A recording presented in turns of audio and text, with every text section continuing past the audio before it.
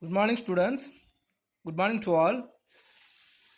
Yesterday we have studied about the departmental undertakings and some of the examples of the departmental undertakings and the features and the advantages of the departmental undertakings. I hope you all are studied.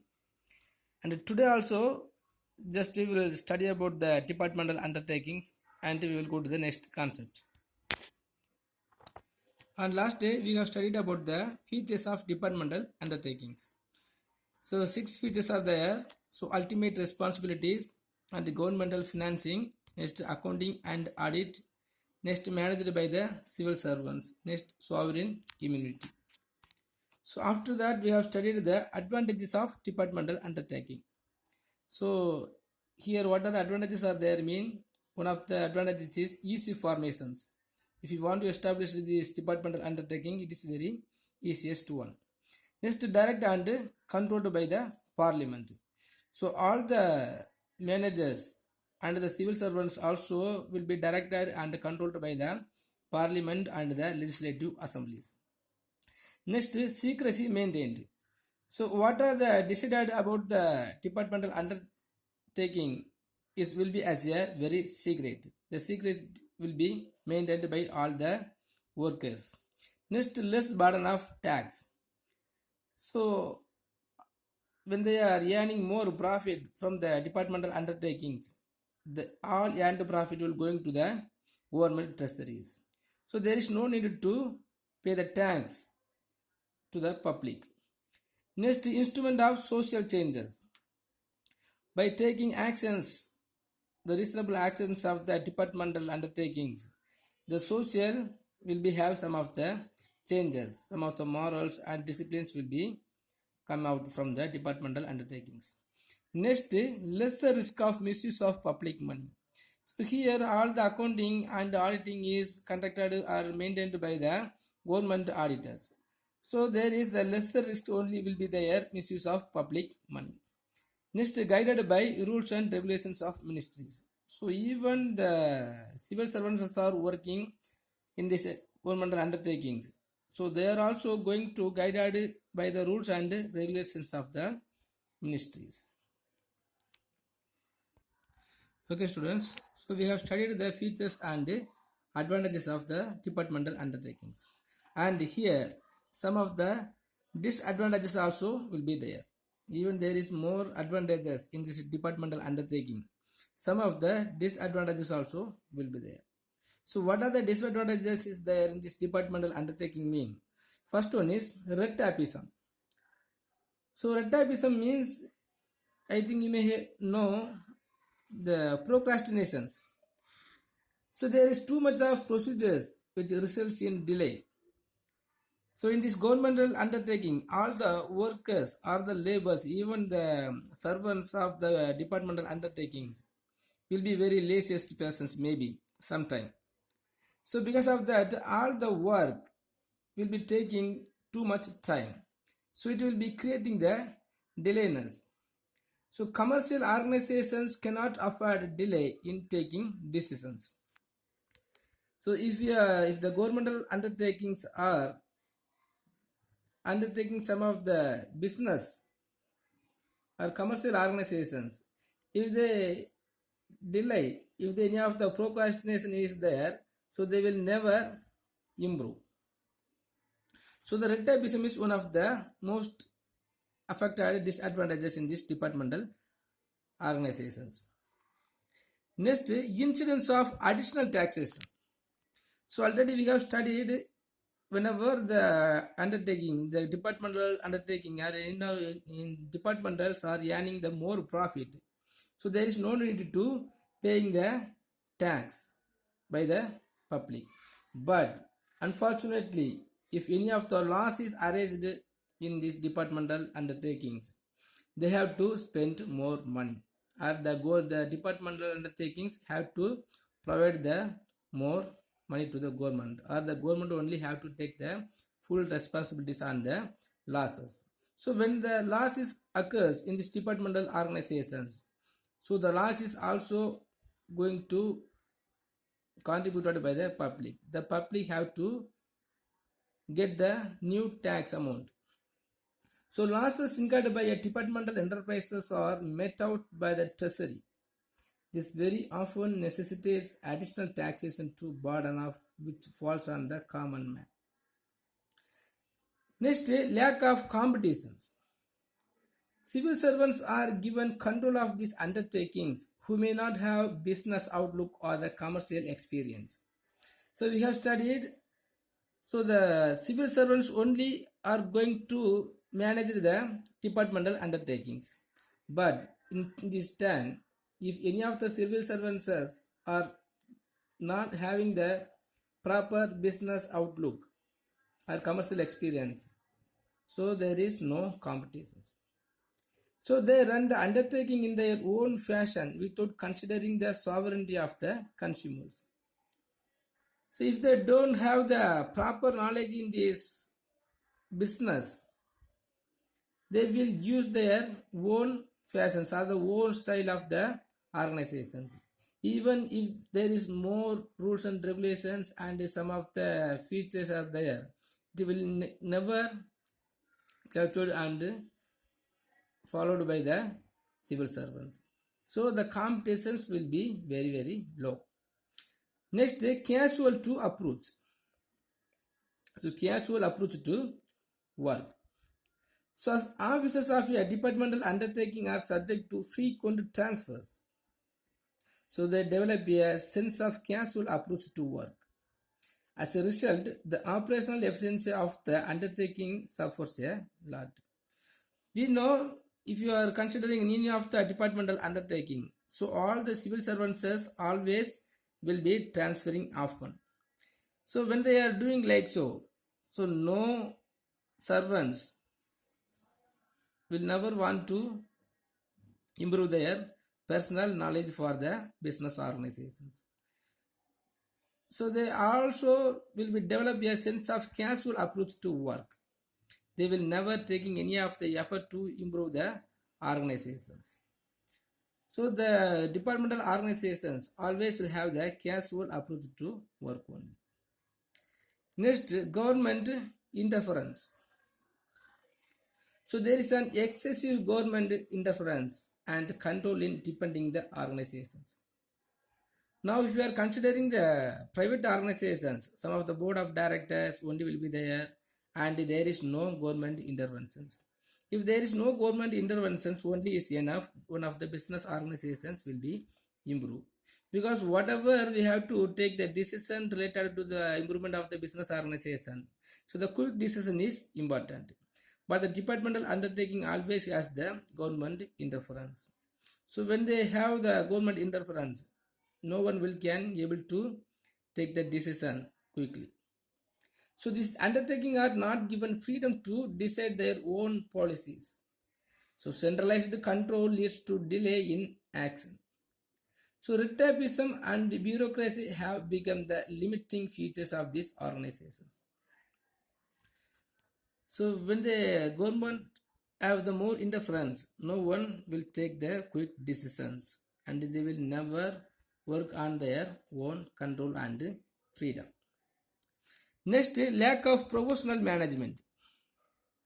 Lack of professional management and fear of criticism. A departmental undertaking is managed by the civil servants who do not possess professional management skills. Some of the civil servants may came into the business organizations without having the proper knowledge or their proper stream. Suppose one of the civil servants may have passed in the commercial auditors and he will going to the police departmental organizations. Okay, but when they have the controversial knowledge, it will come to the criticized. So moreover, these managers could not afford to be innovative because of the fear of criticism by the minister of the parliament. So we have studied one of the business organizations as a good entrepreneurs must be taking the innovators. So if any of the persons want to bring the innovative, only these business organizations or the undertakings will be improved. But here, all the managers and some of the civil servants also could not afford to be innovative because they have the fear of criticism by the minister or the parliament. Even the ministries and the related authority persons also not taking more effort as quickly because of the fearness of criticism. Next, financial dependence. So departmental undertaking is economically and financially dependent on the government budgetary allocations. Normally, whenever they are going to allot more financial facilities to improve these departmental organizations only, these departmental undertakings will be taking more effort to improve. Otherwise, if the government not providing the proper financial facilities, it will never improve. As such, it cannot have its own independent long-range investment decisions, which may bring enormous prosperity to the undertaking. So whenever they have sufficient level of the financial facilities, it cannot have the own independent long-range investment decisions. If the departmental undertakings require the long-range investment, they have to depending upon the government only. If the government is not allotted the proper or the sufficient level of the financial assistance to the departmental undertaking, so the departmental undertaking will be as lazy or how they exist on the same level only. Okay student, the departmental undertaking is over. So next one of the business organization is public corporations. This is also one of the government business organizations. So a public corporation is that form of public enterprises which is created as an autonomous unit by a special act of the parliament or the state legislature. How the departmental undertaking had been created as the same way only the public corporations also has been created as an autonomous unit by a special act of the parliament or the state legislature. Since a public corporation is created by a statute, it also known as a statutory corporations. Some of the airlines, Air India, International Oils and Natural Gas Commissions, etc. are also one of the public corporations. So some of the business activities or some of the dealing with the other states or the neighboring states, we have to create some of the corporations. So this corporations also has been created as a autonomous unit by a special act of the parliament or the state legislature. The example for the public corporation is, so the Food Corporation of India and the Tourism Corporation of India and some more corporations are there. So this is also will bring the more profit to the government. Next, features of the public corporations. So what are the features are there in this public corporations mean? First one is special statute. A public corporation is created by a special act of the parliament or the state legislature. The act defines its powers, objectives, functions and relations with the ministry and the parliament. Suppose if any of the ministries want to create the corporations on the basis of the demand of nations or the public, they will be created by the special act of legislative assembly and the parliament. So in this special statute or the act define its powers, objectives and functions and relations. So what are the powers are there, what are the objectives held by the corporations always mentioned in this special status. Next, separate legal entity. So a public corporation is a separate legal entity with the perpetual succession and common seal. So it is also one type of the joint stock companies or the statutory authorities. So even there is more ministries will come and go and the managers and the civil servants may come and go. but the continuity of the corporations always will be there, always will be in existing. So it has an existence independent of the government. So it may be created by the act of the parliament or the legislative assemblies. But these corporations have the special act, that is, it has never depending on the government. It can own properly, can make conduct and fill suits in its own name, like a joint stock company. So these organizations also has all the rights. Next, capital provided by the government. So the capital of a public corporation is provided by the government or by agencies controlled by the government. Sometimes what are the requirement of the financial assistance is provided by the government only. However, many public corporations have also begun to raise money from the capital market. So even though if the public corporations want to require more money, it can able to gathering the money from the capital market. Next, financial autonomy. This public corporation enjoys financial autonomy. It prepares its own budget and has authority to retain and utilize its earning for its business. So it can able to issuing the shares and debentures, and it has the special rights to the financial autonomy. So this is prepare themselves its own budget and it has authority to retain and utilize the earnings for its business. So whenever they have the chance to earning the income, they can do it and they can utilize the earnings for its business improvement. Next, management by board of directors. So its management is vested in a board of directors appointed or nominated by the government. So the board of directors will be there, but the board of directors only will be selected by the government, not by their members. But there is no government interference in the day-to-day working in the corporations. So the board of directors and the members and some of the workers also will be selected by the government. But even though there is no government interventions to their day-to-day work process. Next, own staff. So a publication corporation has its own staff whose appointment, remunerations and service conditions are decided by the corporation itself. Some of the workers will be selected by the corporation itself on the basis of their qualified and their education facilities or their education qualifications.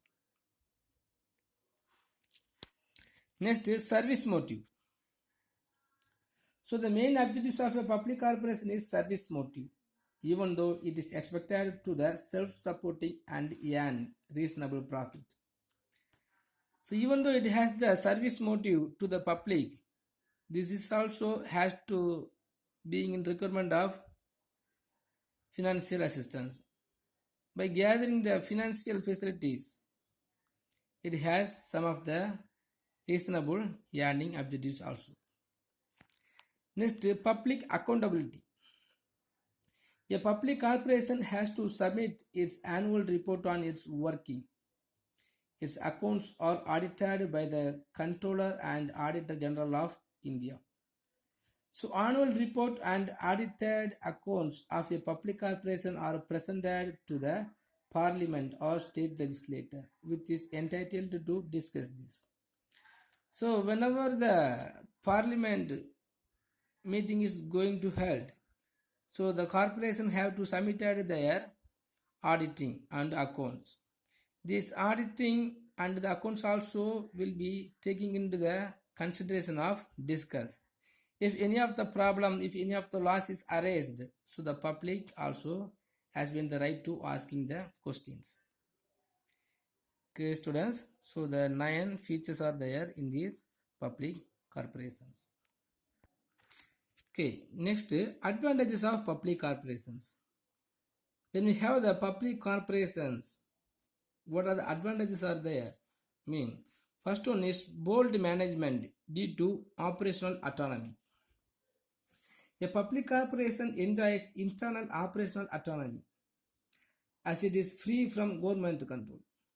So we have studied there is no government interventions. So if there is no government interventions, so all the managers or all the workers, all the authority persons are having the right to taking the bold management, conducting the bold management. Whenever they want to taking the good decisions, they can taking as well as earlier. So it can therefore run in a business like a manner. So management can take bold decisions involving experimentations in its lines of activities, taking advantages of business situations.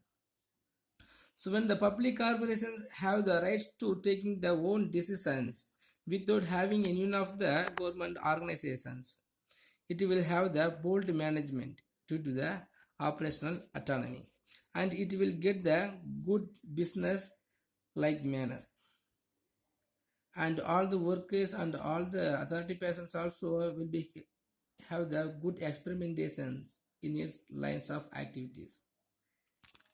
Next, legislative control. So affairs of a public corporations are subject to scrutiny by committees of parliament or the state legislature.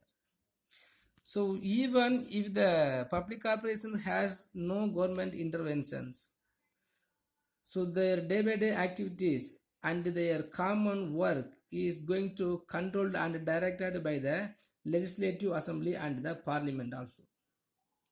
The press also keeps a watchful eyes on the working of the public corporations.